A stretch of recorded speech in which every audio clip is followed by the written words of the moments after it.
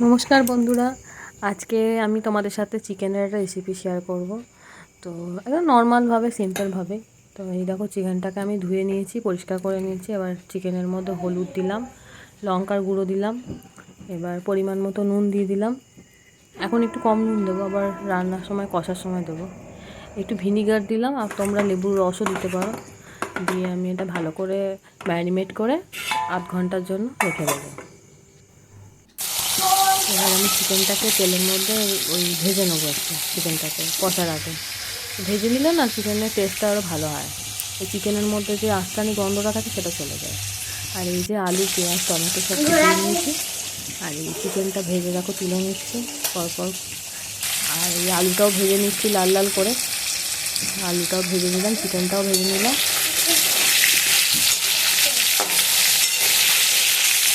চিকেনটা ভাজলে চিকেনের রেসিপির টেস্টটা আরও ভালো হয়, এই জন্য ভেজে নিই।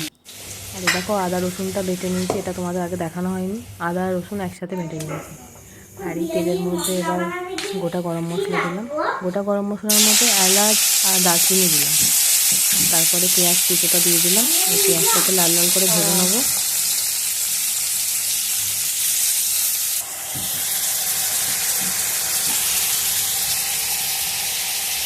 পরিমাণ মতো নুন দিয়ে দেবো।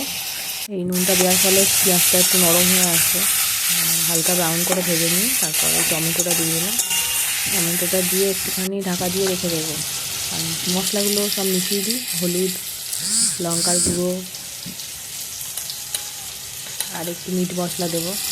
তোমরা মিট মশলাটা চাইলে নাও দিতে পারো। দিয়ে এটাকে ভালো করে একটুখানি নাড়িয়ে নেবো, কষে নেবো, দিয়ে চিনি দিয়ে ঢাকা দিয়ে রেখে দেবো এটা কিছুক্ষণের জন্য। তাহলে টমেটোটা একটু সেদ্ধ হয়ে আসবে।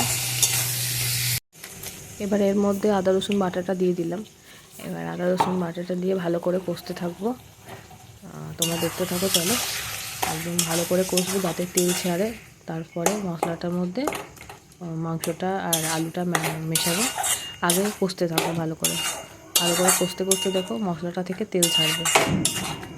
এই কষাটাই হচ্ছে মেন রান্নার ক্ষেত্রে। যত ভালো করে, যত টাইম নিয়ে তুমি কষবে তত ভালো হবে জিনিসটা। আর কিছু ক্যাপসিকাম কেটে রেখেছিলাম, ওই ক্যাপসিকামটা এর মধ্যে দিয়ে দিলাম। তো ওই একটা গন্ধ ভালো হয় ক্যাপসিকাম দিলে। তোমরা ক্যাপসিকাম নাও দিতে পারো, আমার কাটা ছিল ওই জন্য ওটা দিয়ে দিলাম।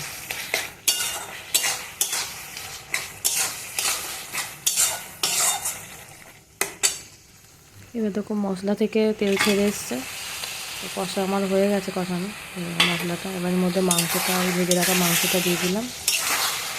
মাংসটা দিয়ে একটু ভালো করে মশলাটাকে মিশিয়ে নেব। এবার তার মধ্যে দিয়ে দেবো ভেজে রাখা আলু। এবার সবটা দিয়ে ভালো করে কষতে থাকবো।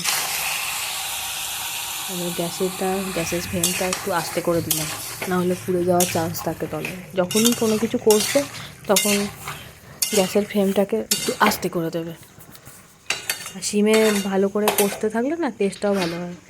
একটু ঢাকা দিয়ে দিয়ে কষবে। ঢাকা দিয়ে দিয়ে কষলে জলটা বেরিয়ে যায় ওর থেকে, তো এটা ভালো হয়। এবার একটু গরম জল আমি দিলাম। সবসময় গরম জল দেওয়ারই চেষ্টা করবে মাংসে, তাহলে মাংসের টেস্টটা আরও ভালো হয়। তো এই গরম জল দিলাম। এবার একটুখানি ফুটতে দেবো। এবার ফুটে গেলে সিমে দিয়ে ঢাকা দিয়ে দেবো।